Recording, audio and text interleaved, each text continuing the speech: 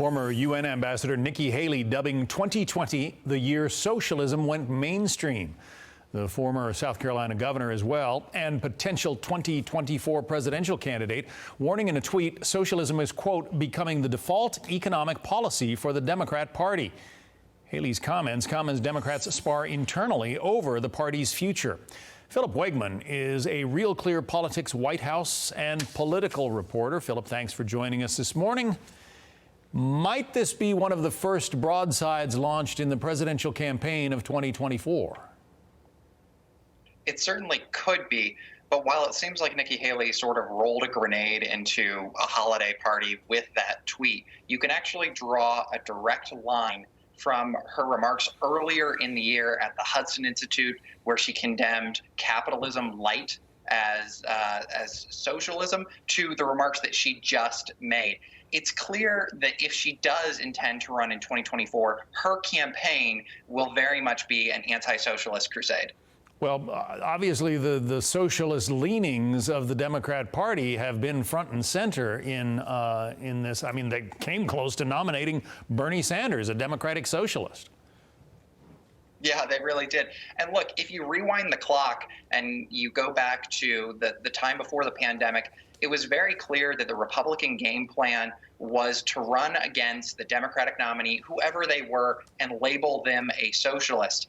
But Biden ended up winning the nomination, and we saw those arguments fall flat with younger voters and also with suburban women. So it's going to be interesting to see how Haley revives these arguments going into 2024.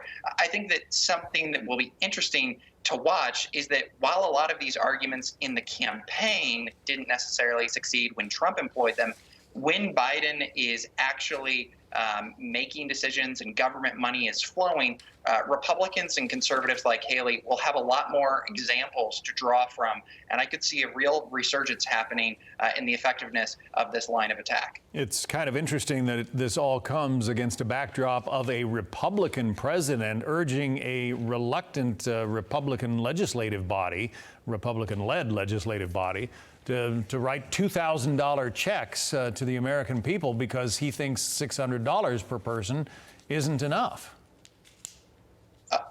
Absolutely. Because these debates that Haley wants to have, they're not going to happen in the vacuum of the Heritage Foundation. Instead, they're going to be happening in the real world. And I think that what we've seen in the last 9 months or so is that Americans may have been desensitized to big government, even Republicans, at a moment when Trump is himself making some of these anti-socialist arguments. Remember, the debt exploded under President Trump, and he certainly is not a market fundamentalist.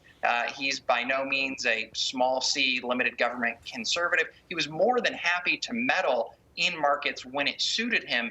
And so if Haley does run, she's going to own that baggage because she was front and center in that administration. Philip Wegman, Real Clear Politics. Philip, thanks.